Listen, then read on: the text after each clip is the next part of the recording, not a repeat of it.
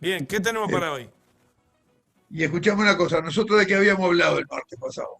Estamos hablando del reglamento de tierra. Estábamos hablando del reglamento de tierra. Y habíamos eh, dicho por qué se hizo el reglamento de tierra. Este, yo no sé si te comenté el martes pasado, porque no me acuerdo. Sí, nosotros habíamos hablado de aquel reglamento, de aquel proyecto de fomento agrícola de Canelones. ¿Habíamos hablado de eso? No me acuerdo. Ah, sí, sí, sí, sí. Sí, ¿Sí? sí, de Villa Guadalupe y los alrededores. Ahí va, exactamente. Porque aquello fue una cosa excelente, ¿viste? Bueno, quizá lo importante ahí, Artigas también tenía la idea de que gobernar es poblar. Fíjate que en aquellos tiempos eso era básico, porque en realidad nuestra campaña estaba caracterizada porque habían ganados sin hombres. Había muy poca gente. Los españoles habían estado concentrados en Montevideo. Acordate que Montevideo tenía una muralla que separaba el puerto y la ciudad puerto donde estaba el gobernador, la separaba del territorio porque en el territorio habían indios, habían contrabandistas, habían corambreros, se venían los portugueses. Así que en realidad cuando triunfa las luchas de la independencia y la revolución artiguista, un problema que había era que todo aquello estaba despoblado. Así que un problema clave era poblar el territorio. Lo que hablamos el martes pasado entonces fue, digamos, cómo poblar el territorio. El reglamento provisorio de fomento de la campaña, ¿no? Y seguridad de los asentados fue para poblar y para desarrollar economía, para que empiece a haber un asentamiento de familias. En aquel tiempo Artigas, él tenía mucha confianza en los indios. Yo no sé si te comenté que él le mandó una carta al Cabildo de Montevideo donde le decía que había recibido 400 familias de avipones con 4 caciques, porque en realidad no había mucha gente para poblar el territorio, tenía que conseguirla de donde había. Este, Artigas ya tenía los guaycurúes, o sea, siempre Artigas trabajó con los indígenas. Él era un hombre que había estado mucho en campaña, conocía mucho a la gente, lo respetaban mucho, ¿no? Este, entonces, me parece que todo esto fue repartir la tierra, sentar familia, tener un reglamento aduanero, también creo que hemos hablado del reglamento aduanero, Sí. eh, y además estimular la industria. Artigas era un enfermizo de los estímulos industriales. Yo creo que ya conté el episodio aquel que mandó una cajita con 8 libras de pólvora que habían hecho los indios misioneros. Sí. Él siempre buscaba de hacer cosas nuevas con la gente. Pero bueno, aumentar la población, generar producción, asentar familia, utilizar la tierra que habían dejado los españoles que huyeron, y como siempre, este, con prevención de que los más infelices serán los agraciados, serán en realidad los priorizados, ¿no? Ahora, todo eso nosotros sabemos lo que pasó. Fue un proyecto muy lindo, estaba muy influido por aquella ola de revoluciones que hubo en aquellos tiempos, en América, en Europa, en Estados Unidos, ideas liberales que se abrían paso, el capitalismo venía sustituyendo a la Edad Media, al sistema monárquico y el sistema feudal, este, y porque haya sido exitoso en los Estados Unidos, que se pobló con emigrantes británicos de las Islas Británicas, que haya sido exitoso eso en Francia o en las revoluciones en Inglaterra, no quería decir que eso fuera exitoso en las Américas. Sí, De hecho, sí. las mismas ideas tenía Simón Bolívar y tampoco las pudo llevar adelante, porque ellos como dirigentes tenían ideas muy claras, pero viste que las revoluciones no alcanzan con que los dirigentes tengan las ideas claras. Esas ideas tienen que tener raíces en el pueblo y la gente las tiene que sentir como propias y defenderlas entre todos. Y si te viene un imperio como el imperio portugués, o la oligarquía porteña que defendía sus intereses, que se alió con los portugueses, era muy difícil que una organización política, una organización económica y una organización social se pudiera abrir paso. En realidad, Artigas fue derrotado, su proyecto fue derrotado, ¿no? Este, y bueno, y tuvo que huir porque no lo mataron porque no lo alcanzaron. Este, después se dan esas cosas que se dan en las revoluciones porque también hay una dispersión de las fuerzas, hay una dispersión de los dirigentes. Algunos empiezan a trabajar con el bando contrario, como fue el caso de Rivera. Y en aquella banda oriental siguieron como 20, 30 años de desconcierto total, de guerras, de revoluciones, se crearon las divisas, andaban bandas para acá y para allá, carneando, faenando, más que carneando. Este, Era muy difícil ordenar todo aquello.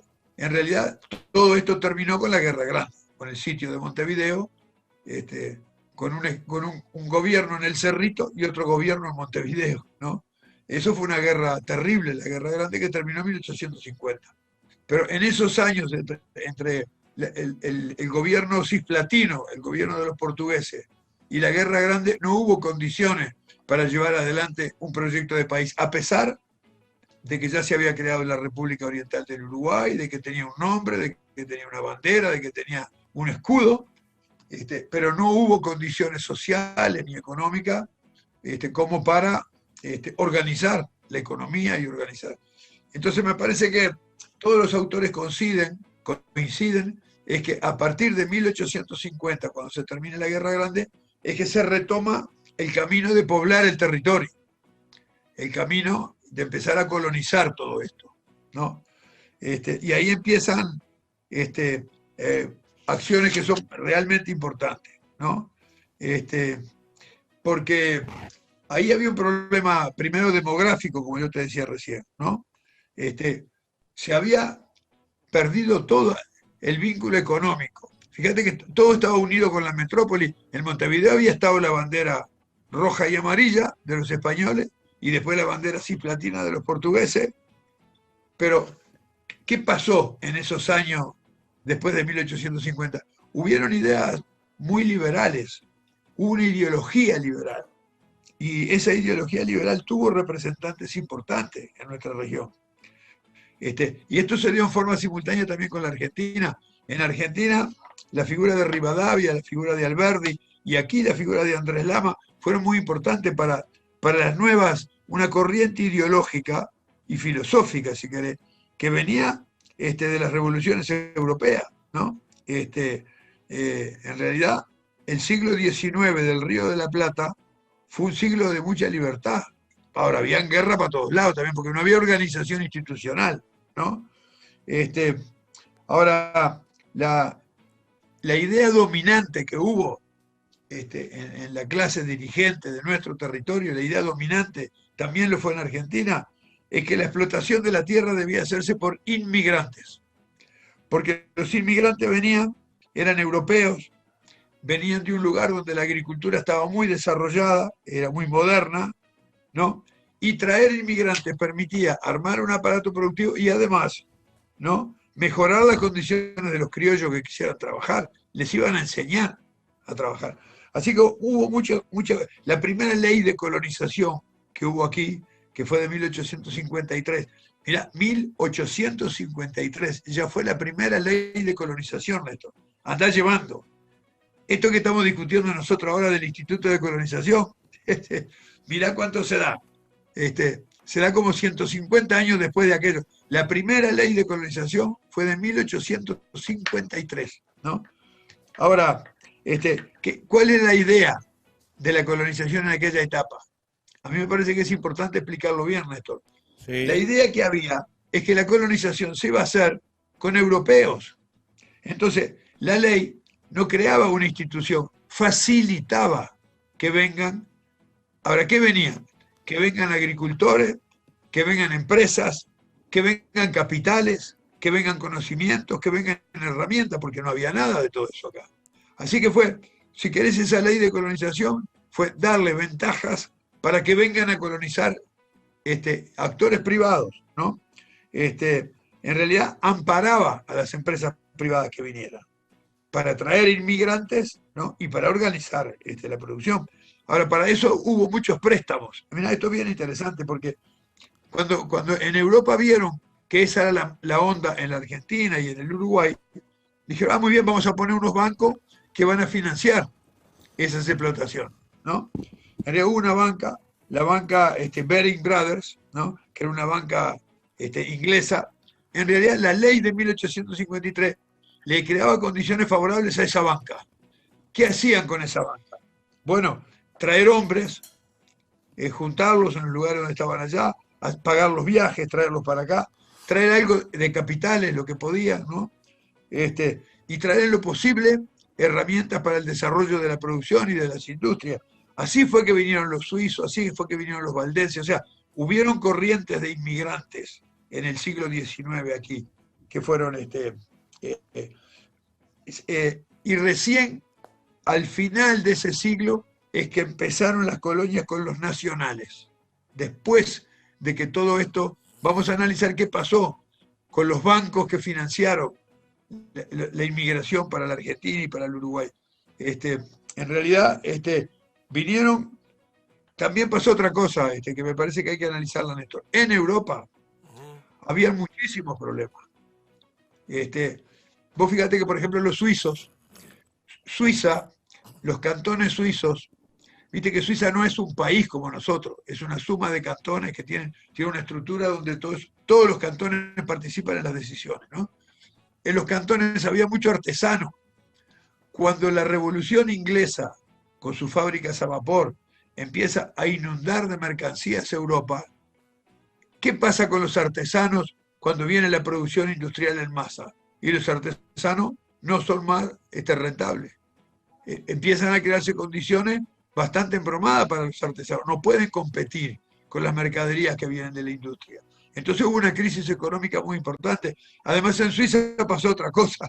¿Sabés cuál era una industria importante en Suiza? ¿Cuál? Los mercenarios. Sala. Exportaba ejército Suiza. Los suizos siempre fueron muy peleadores. Y hubo una ley en 1860 que prohibió el mercenariato. Tuvieron que volverse todos a Suiza, estaban peleando en África, por todos lados estaban peleando los suizos. Entonces, fíjate, volvieron suizos que venían de ejércitos que estaban peleando en otros lados.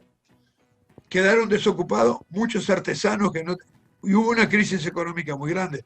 Así que los bancos estos europeos dijeron, bueno, en Suiza hay gente laboriosa, vamos a organizarlos, contratamos los barcos, los llevamos al Río de la Plata, conseguimos tierra, hacemos colonias y después ellos, en la medida que van produciendo, nos van pagando lo que nosotros invertimos. Ese era el negocio de los bancos. Era un negocio bancario, un negocio inmobiliario con el medio rural. Lo mismo pasó con los valdenses, o sea, hubieron distintos tipos de colonias hechas por bancos y por privados que organizaban su actividad y que vinieron a poblar estas tierras. Ahora, en general, lo que pasó con eso fue muy negativo, porque, bueno, el banco que trajo a los suizos, a los pocos años de haberlos traído, se fundió en Alemania. Los pedazos de ese banco...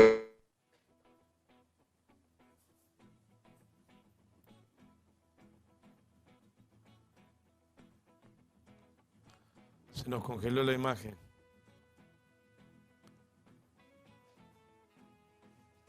En otros lados, Pará un los poquito, bancos pará que se nos congeló la imagen cuando dijiste los pedazos de esos bancos quedaron en Alemania y ahí se cortó.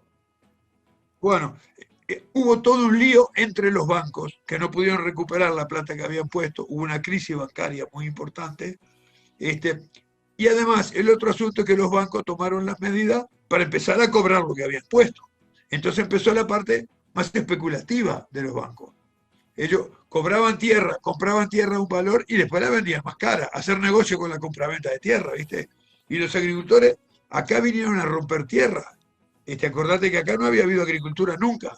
¿Sí? Nunca no, desde que existía el planeta Tierra, acá nunca había entrado un arao. Eran tierras muy fértiles, pero era todo pastizales, eran las especies nativas. Había que limpiar los bosques, había que matar todos los matorrales. Era muy difícil hacer agricultura en aquella etapa. Los primeros años de estos inmigrantes fueron muy duros. No había caminos, no había energía, no había división de los predios.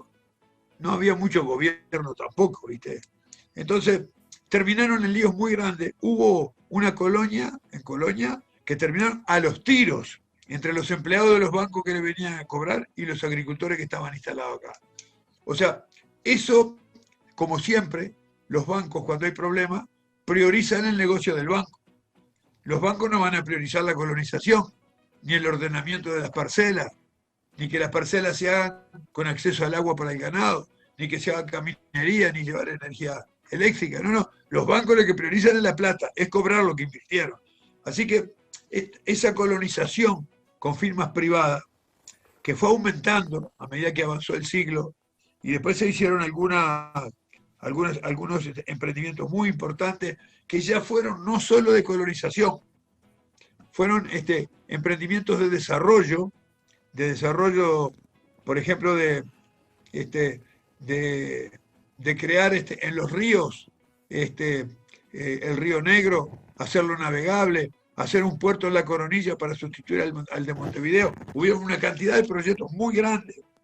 Ah, Yo mirá, te lo mirá, puedo eso, decir, eso, el puerto de La Coronilla, ¿cómo era? ¿Qué fecha fue? ¿Más o menos? te voy a decir 5 o 6 proyectos grandes de aquella época, Néstor, porque me parece que va a ser importante para vos. Capaz, el primero que te voy a mencionar es uno que se hizo en 1857, que lo encabezó el presidente Gabriel Pereira, ¿no? ¿Y qué quería hacer? En la frontera con Brasil, 200.000 cuadras, ¿no?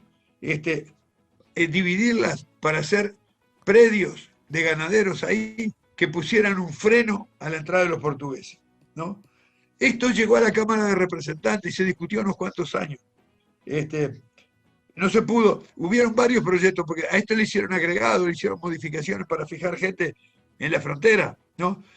En la Comisión de Hacienda también hubo un proyecto de este tipo, para fincar familias en la frontera. Estos fueron los primeros que se hicieron. Esto, fíjate que 200.000 cuadras era mucha plata, había que financiarlo. El problema que hubo con esto fue el financiamiento, ¿no? Pero hubo uno en 1887 para hacer un ferrocarril en la frontera, que juntó un grupo de capitalistas y hacía una frontera entre el sur de Brasil y Urquiza en la Argentina. En realidad era un tren que iba a un ferrocarril que iba a atravesar el Uruguay para juntar lo que era la Pampa Argentina con el sur de Brasil. Esto fue en 1887 y tampoco Ah, anduvo. 1887. En 1888 hubo un proyecto de Bernardo Caimani, que fue importante, que fue hacer un puerto en La Coronilla y hacer una vía férrea hasta la Laguna Merín, ¿no? Él decía que este puerto de La Coronilla podía sustituir al puerto de Montevideo porque tiene mejores condiciones para ser un puerto. Eso tampoco anduvo. Hubo, en realidad, unos ingenieros militares italianos, Armenio y Marengo. Ellos hicieron un puerto grande. En realidad, ellos querían canalizar todo el Río Negro hasta Valle. Mirá vos lo que querían hacer, La ¿no? verdad, proyecto de infraestructura de la Gran 7, grande. De la Gran 7, ¿no? En realidad, lo que ellos querían era transformar todo el este del Uruguay y canalizar, mirá, canalizar el río Yaguarón, el río Tacuarí, el río Cebollatí, el Olimar, hacer 3 vías férreas. Ellos decían, lo que decían los ingenieros militares italianos, que los ríos uruguayos son muy fáciles de canalizar, que son más fáciles de canalizar que los ríos europeos, porque son más planos, decían ellos, ¿no? Era más económico hacer esto. Ahora, con esto querían desarrollar 33, Cerro Largo y Rocha, ¿no? Esto era un proyecto estratégico, de gran envergadura, ¿no? Como siempre, el lío de esto fue la crisis bancaria, que hubo una crisis grande en 1890 y no se tuvo el financiamiento para hacerlo. Esto de canalizar hubo otro, mirá que fue el proyecto del canal Zabala, que en realidad quería canalizar el Santa Lucía, entre San Ramón y Miguelete. ¿En qué fecha? 1890. Querían hacer un canal, en realidad no, y lo querían hacer para riego, para fincar gente y hacer riego, porque decían que acá no se usaba el riego en el Río de la Plata, ¿no? En realidad esto siguió y siguió y siguió. Se terminó aprobando en 1920, pero ya no a otros financistas, a Wasserman y Stier. Tampoco se pudo hacer eso porque en realidad, ¿sabés lo que pasó con eso? ¿Qué Eso pasó? de hacer obras para riego terminó al final, muchos años después, haciéndose la represa de Aguas Blancas. ¿Dónde está la La represa de de Agua Aguas Blanca? Blancas, en Canelones, que sirve para regar 5.000 hectáreas de ¿El frutales. Canelón Grande? Canelón Grande. Esto Ah, es una punta de un proyecto más grande que hubo a principios del siglo XX, que tampoco se pudo hacer. ¿Te das cuenta que estos eran todos proyectos grandes? Hubo uno que hacía un ferrocarril, mirá, este fue en 1910, de Juan José Castro.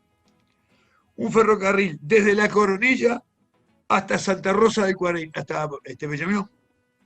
¿Qué te parece? Este, ¿para qué me hacía, perdí? ¿De Bella Unión a? en La Coronilla hacían un puerto profundo y unían ese puerto hasta Bella Unión con un ferrocarril que atravesaba todo el país. Acá o en estos tiempos hubo idea de hacer un puerto de agua profunda ahí Ideas en la... grandes, ¿viste? Muy grandes, y ellos apuntaban todos para el puerto de aguas profundas, ¿no? Este, incluso hubo uno importante para el desarrollo de todo el este, ¿no?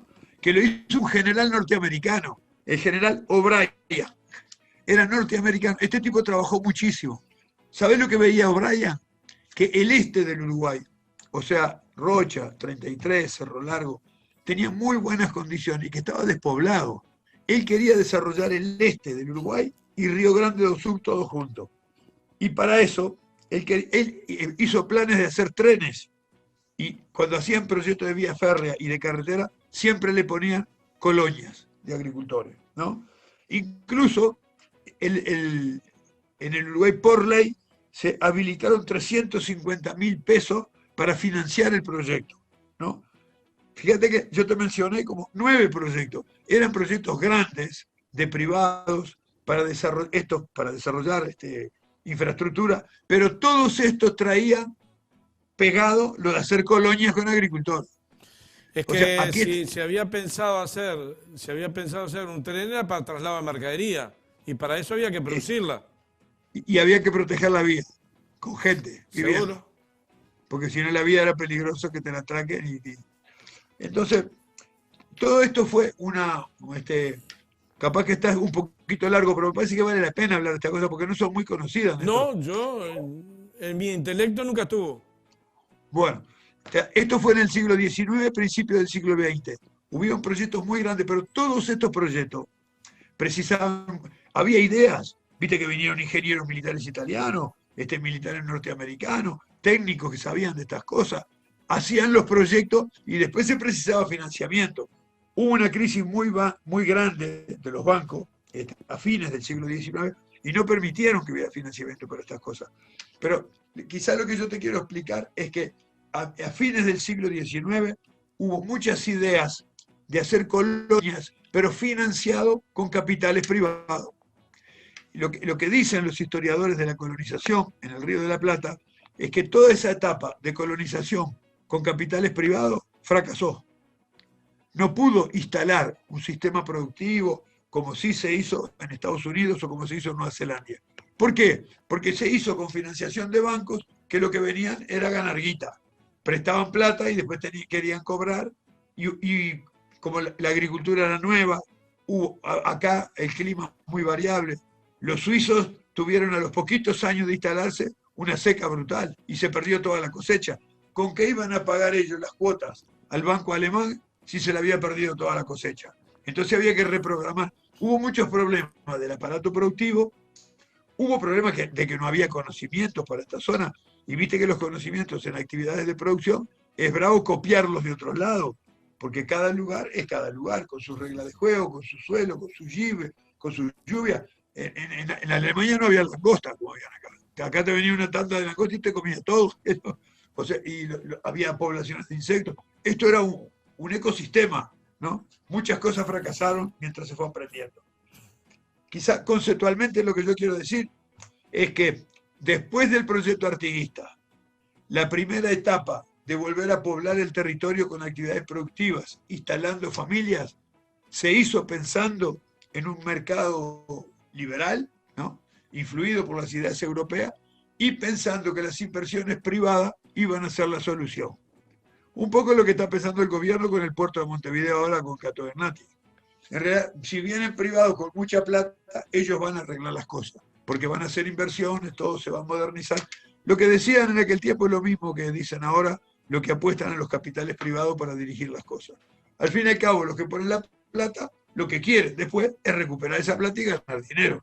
Ellos no son el gobierno, ellos no van a buscar el desarrollo, ellos no van a buscar que se incorporen las razas británicas en la ganadería, no van a traer los ovinos, ellos no van a traer en realidad la organización de los establecimientos, no van a traer un código rural, no van a traer las marcas y señales, no van a traer la sanidad animal para la calidad de las carnes para exportar. Ellos vienen a ganar plata, ¿no? Me parece que yo quiero limitar. Habíamos hablado de cómo fue en la época del Reino de España. Habíamos hablado de cuál fue la ideología de la revolución artiguista.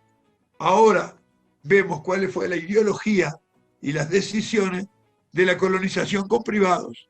Porque ¿qué pasó con esto?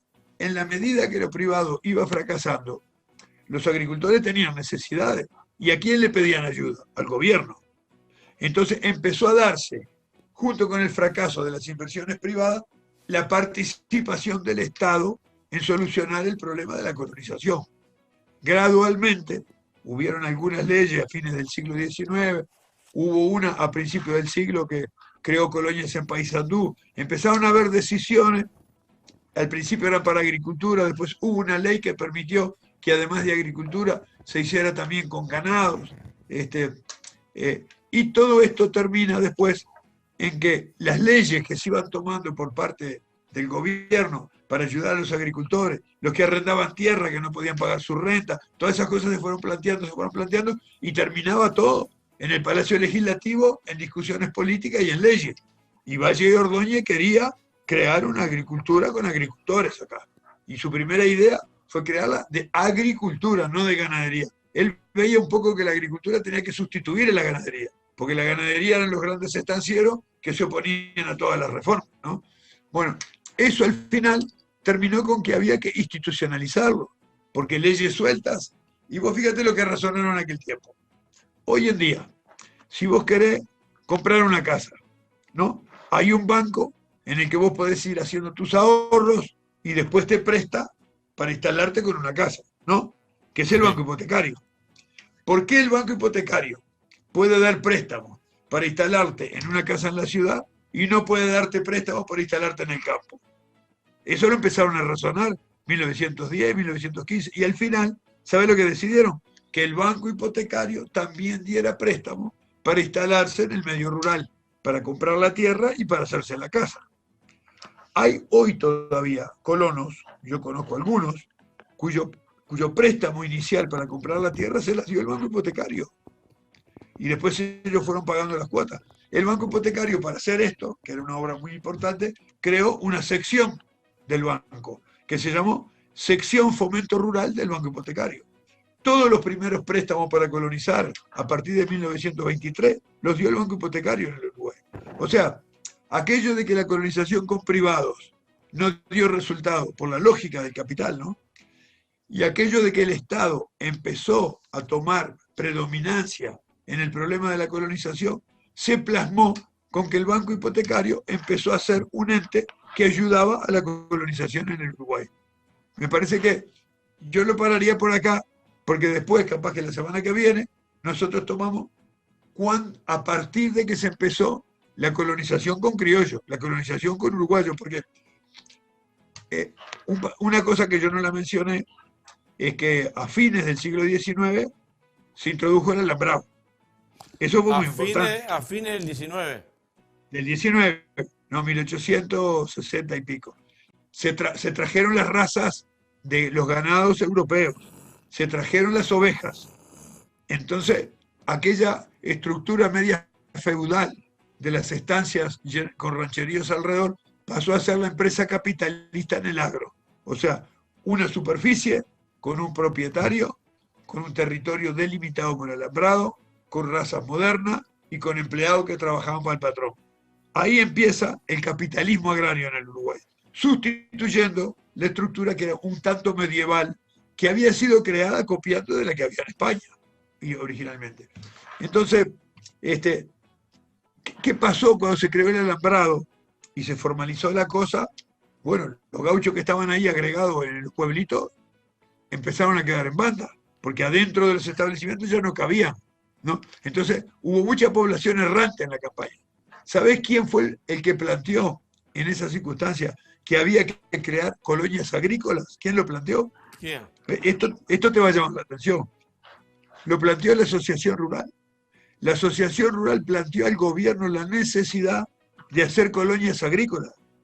En su revista, en la revista de la ARU, en las editoriales de la revista, daba argumentos de por qué había que hacer colonias agrícolas, porque toda la población errante de la campaña, que antes estaba en los rancheríos que rodeaba aquellas estancias medias feudales que había, cuando se hace la estancia formal con alambrado y con ganados modernos, empieza a sobrar gente. ¿Y esa gente a dónde la pone? Ah, bueno, dice, hagamos colonias agrícolas que se asienten en tierras fiscales, porque a esa altura todavía mucha tierra había que era del fisco, que le había heredado la República Oriental del Uruguay de las propiedades españolas. Bueno, que los asienten en tierras fiscales, que le den una pequeña porción de tierra, que desarrollen su laboriosidad y que sea una colonia agrícola.